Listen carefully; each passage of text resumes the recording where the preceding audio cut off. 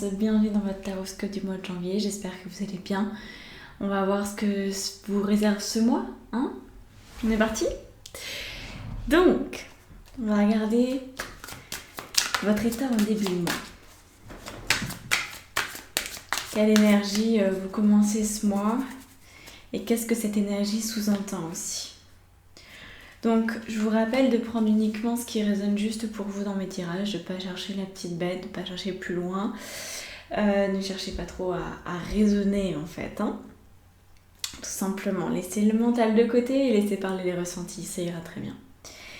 Donc, on va observer ce qui se passe pour ce mois. Alors, toc toc toc. On commence avec un 4 de bâton, d'accord, une petite mise au point qui s'annonce. Alors, on va regarder ça. Donc la mise au point, elle va se faire avec une envie de sauter dans le vide. En fait, je vous montre. On a donc 4 de bâton et fou. Le fou ou le mat, hein, ça c'est... voilà. Vous voyez ce personnage, il a qu'une... ce personnage-là, pardon.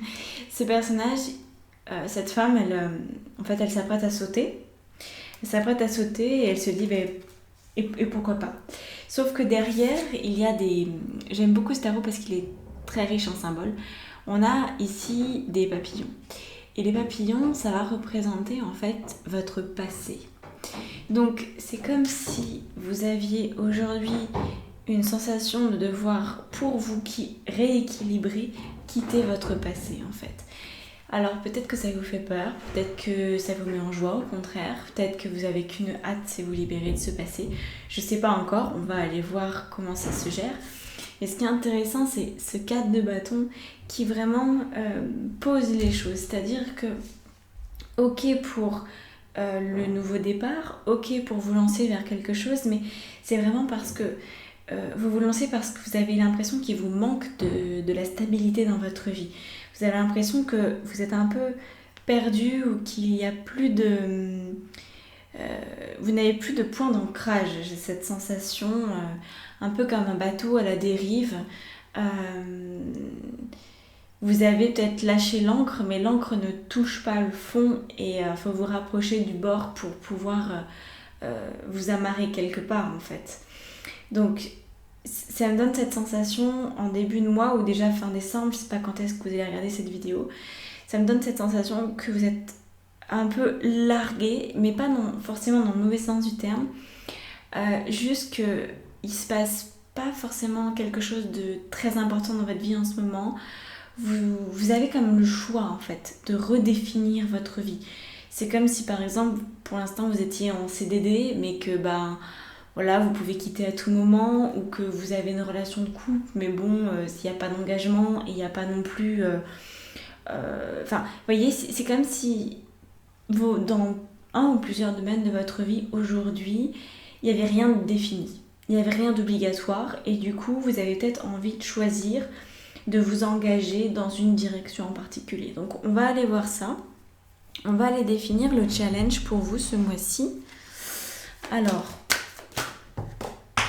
si je commence à tout faire tomber... Oh là là, la vieillesse me guette.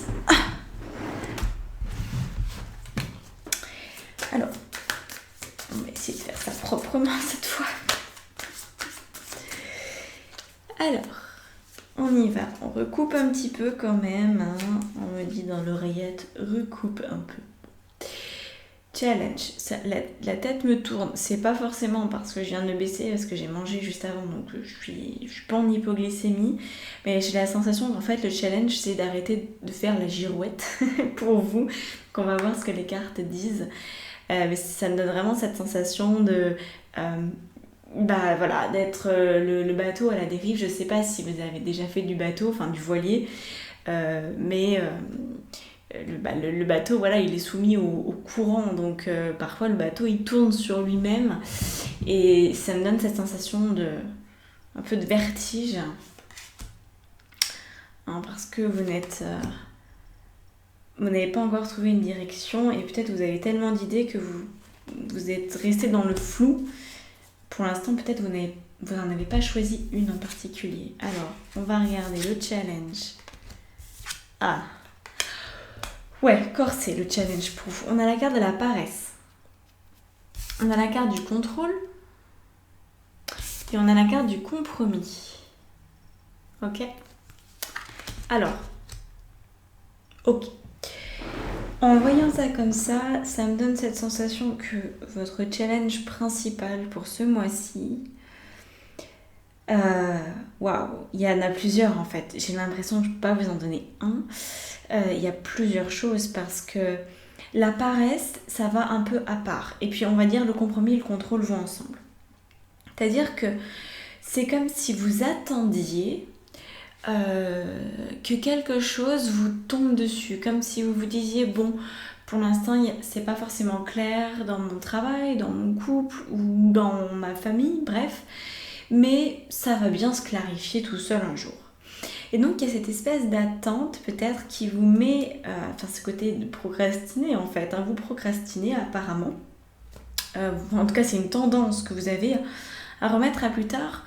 Pas forcément dans la volonté de remettre à plus tard, mais de vous dire la vie va bien me montrer. Sauf qu'en fait, la vie, elle montre, oui, mais elle montre quand on commence, en fait, quand on initie un mouvement. Alors, soit notre mouvement est accompagné, soit il est stoppé.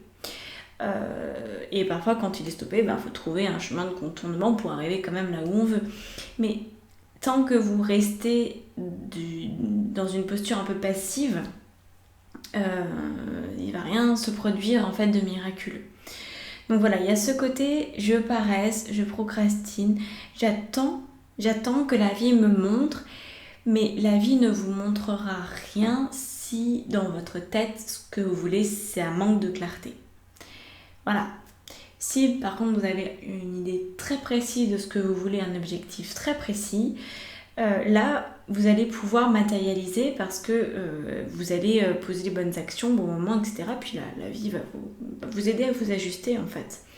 Mais là, c'est pas le cas apparemment pour vous, hein. Vous êtes en retrait de votre vie. J'ai l'impression que vous attendez que ça vienne vous chercher comme un taxi. Mais non, peut-être c'est à vous de conduire la voiture.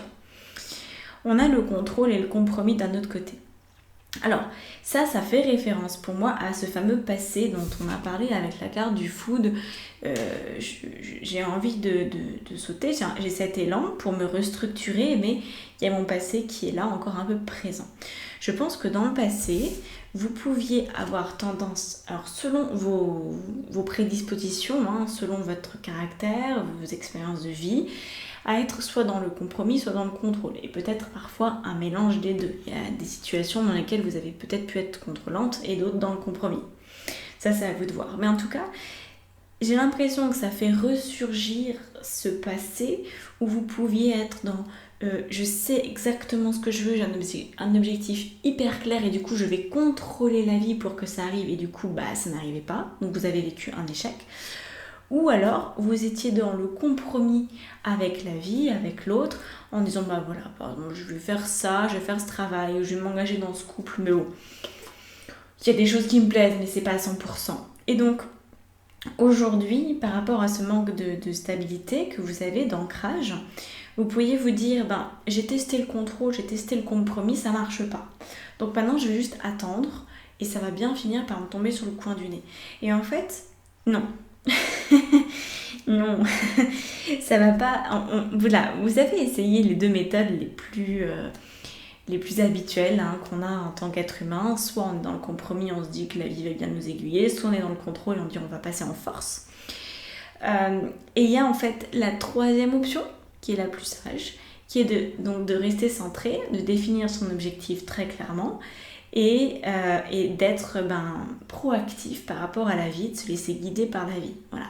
C'est dans cet esprit-là, donc d'être centré, de retrouver son gouvernail, de retrouver sa sérénité intérieure avant de vouloir faire autre chose.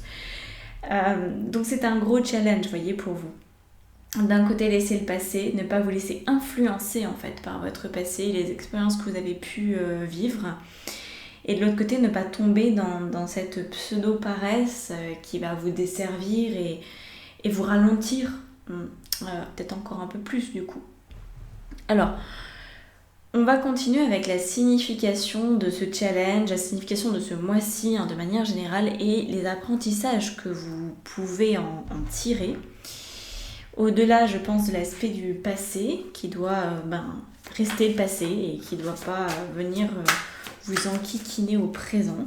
On va aller voir la signification profonde de tout ça, à quoi ça fait référence et qu'est-ce que vous pouvez apprendre de cette situation. Alors, on a la reine d'épée et on a le 6 d'épée. On va prendre une troisième carte. Oh, elle fait des frissons. Ouais, 7 d'épée. Vous avez vu que des épées. Alors, bon. Les épées, j'avoue, c'est pas ma famille de cartes préférée. Les épées, c'est vraiment relié à l'élément air et on est dans une conception en fait très mentale de la vie quand on a autant d'épées là. Donc la signification, je pense pour vous, l'apprentissage, c'est de sortir du mental pour revenir dans votre cœur. Donc c'est un peu ce que je vous disais en substance quand je vous disais il n'y a pas que la paresse, il n'y a pas que le contrôle, il n'y a pas que le compromis comme voie possible, il y a aussi le centrage. Et le centrage pour moi c'est ce qui est primordial en fait. C'est tellement primordial que j'en ai même fait mon intention pour l'année 2021 parce que en fait le centrage, une autre définition plus simple peut-être parce que chacun a sa définition du centrage, c'est vivre au moment présent. Mais vivre au moment présent dans l'intensité et dans la connexion profonde à qui on est, à nos envies, à nos besoins et à aucun moment de se laisser balader par notre émotionnel, de toujours revenir en fait à un état d'esprit conscient et intentionnel. Donc voilà, là on a une reine d'épée qui vient en signification en disant quand est-ce que tu vas enfin prendre tes décisions par toi-même. C'est ça qu'elle vient vous dire. Quand vas-tu prendre tes décisions par toi-même ? Quand vas-tu lâcher le passé ? Et on retrouve cette idée de papillon. Vous savez peut-être que les papillons, une de leurs significations, c'est les défunts. Et vous voyez que la reine d'épée a encore tous les papillons, là, il y en a partout. Donc, comme la carte du départ, c'est similaire sur certains aspects. La reine d'épée, elle nous parle du deuil, elle nous parle de laisser le passé là où il est et d'aujourd'hui acter que vous êtes capable de prendre une bonne décision pour vous. Alors, il y a une phrase que vous pourriez utiliser, que j'utilise assez souvent en coaching quand je vois que ma cliente est bloquée ou ne parvient pas en fait à crever l'abcès par rapport à une décision à prendre. Je pose cette fameuse question, et s'il n'y avait que des bonnes décisions, qu'est-ce que tu ferais ? Ça, c'est la question que je pose. Et c'est peut-être aussi la question que va poser cette reine d'épée. Parce que derrière, il y a le besoin de vous faire confiance. Et ça, c'est l'apprentissage le plus important. De pouvoir vous faire confiance et de cesser de vous camoufler.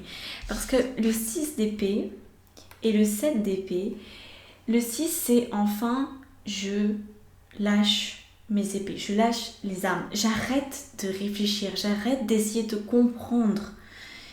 C'est bon, j'ai compris que ça ne servait à rien de comprendre. J'ai compris que moins j'en sais, mieux je me porte parce que plus je peux ressentir et du coup plus je fais fonctionner mon premier cerveau qui est mon cerveau émotionnel, c'est votre cœur, c'est ce qu'il y a de plus important. Donc ça, je pense qu'il a été... le mot qui vient, il a été annihilé pendant très longtemps. Maintenant, vous avez cette possibilité de le voir ressurgir. Et le 7 d'épée, qui est du coup la carte des cachotteries. Ici, il vient nous parler des cachotteries, de toutes les fois où vous vous êtes trahi vous-même. C'est-à-dire toutes les fois où vous avez pris des décisions qui n'étaient clairement pas les meilleures pour vous, en toute connaissance de cause. Parce que parfois, on prend des décisions... Et puis c'est sous le coup de l'immaturité, sous le coup de l'innocence, sous le coup de... je savais pas en fait, donc j'ai pris cette décision parce que j'avais pas les éléments. Là, c'est pas ça. L'apprentissage qu'il y a derrière cette carte, c'est de vous dire j'ai fait des erreurs dans le passé et je les ai fait sciemment parce que je ne me faisais pas confiance et donc j'ai essayé de prendre la moins pire, la décision la moins pire, vous voyez. Et aujourd'hui, ça c'est un apprentissage parce que vous avez d'une part besoin de lâcher les raisonnements et d'autre part besoin de vous observer suffisamment pour ne pas vous planter en conscience. Parce que quand on se plante inconsciemment, bon bah c'est la vie. Mais quand on se plante en conscience, là c'est vraiment pas de bol quoi. On pourrait se dire ah j'ai merdé, clairement. Donc voilà les apprentissages. Donc la signification c'est lâcher le passé.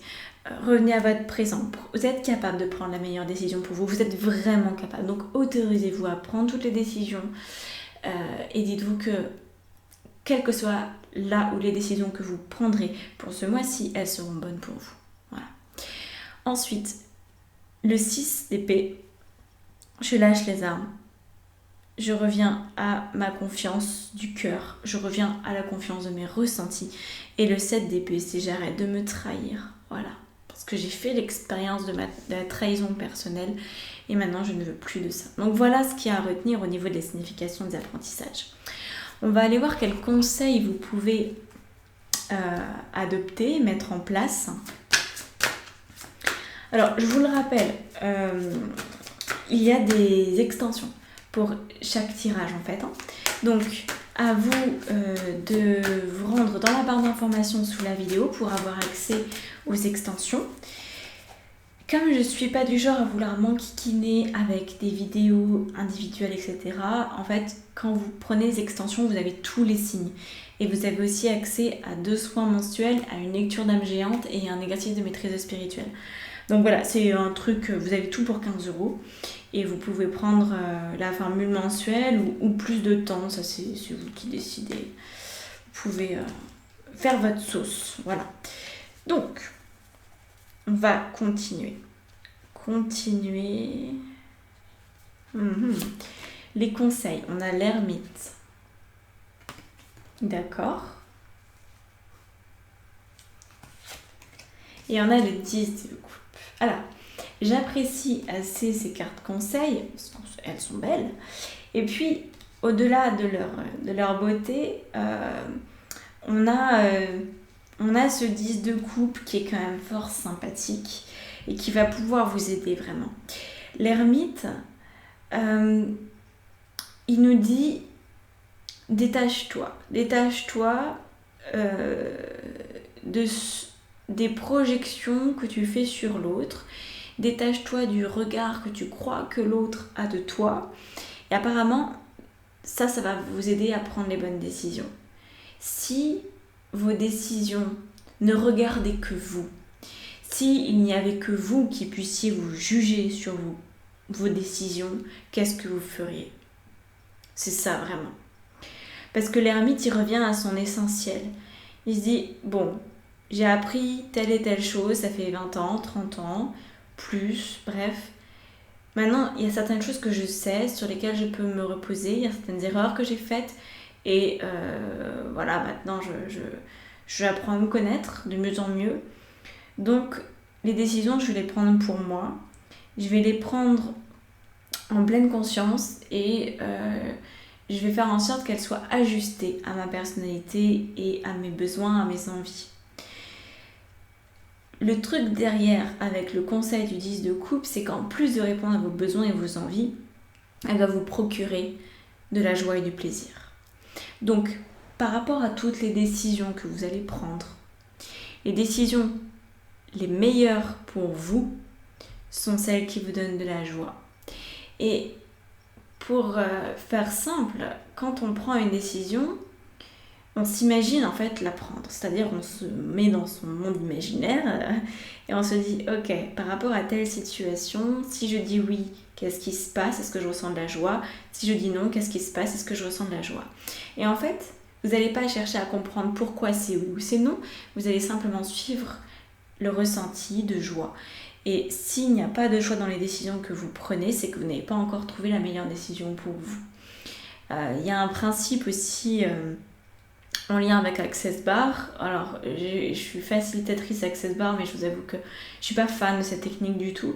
Mais j'ai retenu une chose de mes formations Access Bar, c'est l'idée de dire si c'est lourd ou si c'est léger. Et moi l'interprète comme de la joie ou de la peur, mais on pourrait aussi voir que si c'est léger, si la décision qu'on prend nous... Ah ouais, si je prends cette décision, je sens que ça me libère, je sens que je me sens plus légère, alors c'est la bonne décision. Au contraire, si ça vous alourdit, si ça vous entraîne dans la peur, si ça vous entraîne dans l'angoisse, alors c'est pas la bonne. Attention cependant, attention. L'ermite, il a vraiment beaucoup d'importance ici, parce que là, on a de la joie. Ok, vous saurez reconnaître la joie. Par contre, c'est important de revenir à votre sagesse pour prendre les décisions. Je m'explique. Si vous prenez une décision et que, a priori, vous ressentez de la joie, faut pas que derrière, vous ressentiez de la peur. Voyez ? Parce que, par exemple, il y a des décisions qui sont très loin de notre zone de confort, mais qui sont les meilleures pour nous.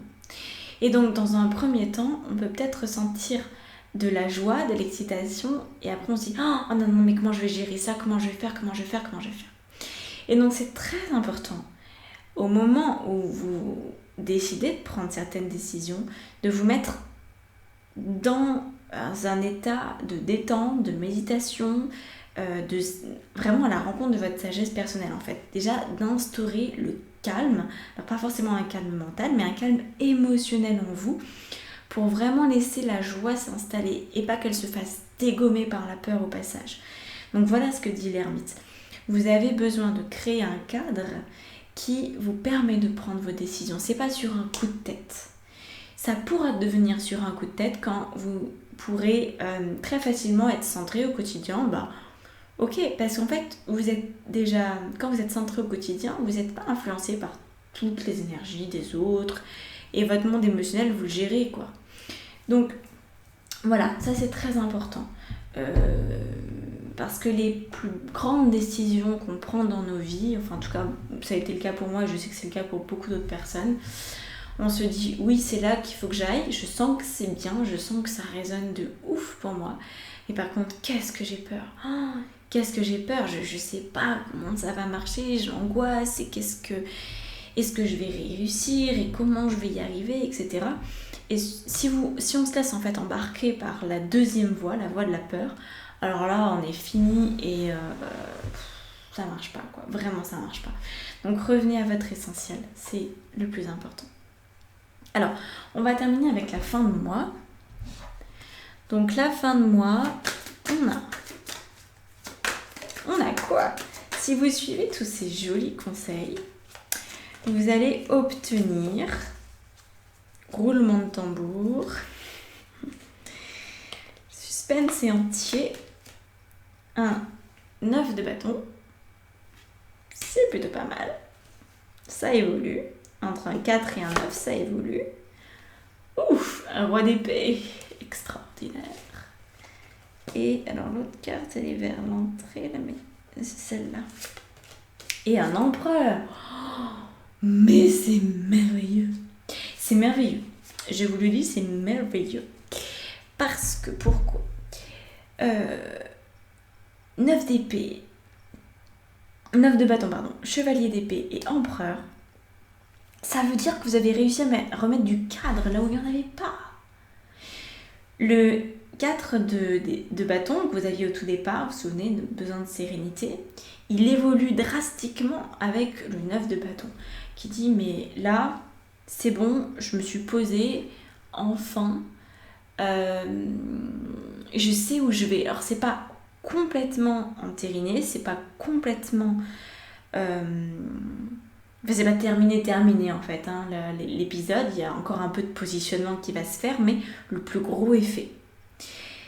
Le chevalier d'épée, il nous indique que vous avez appris ce qu'il fallait. Vous vous souvenez, toutes les épées que vous aviez en signification et apprentissage. Donc il nous indique que vous êtes beaucoup plus maître de vos pensées qu'avant. Peut-être que vous allez faire un coaching avec moi ou avec quelqu'un d'autre, où vous allez lire un truc qui va vous faire « Ah, punaise, je comprends comment fonctionne mon mental, maintenant tout va bien. » Enfin, en tout cas, vous allez faire un truc, ou alors vous allez juste vous lever un matin et ça sera différent, mais là j'ai un gros doute. Bref, peu importe.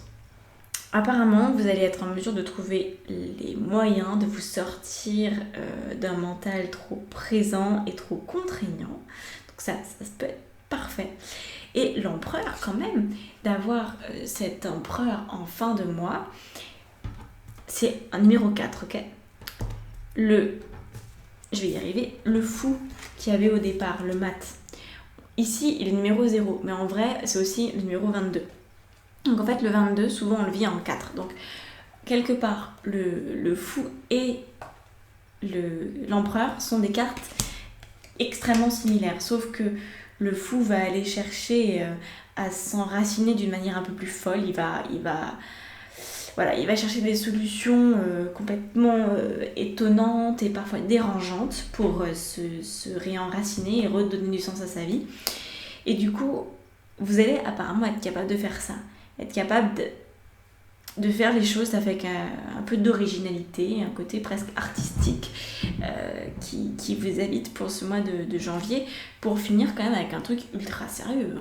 Alors, moi, ça me donne la sensation, avec un empereur en fin de mois, que vous avez consolidé vos bases, que vous êtes prête à évoluer, à avancer.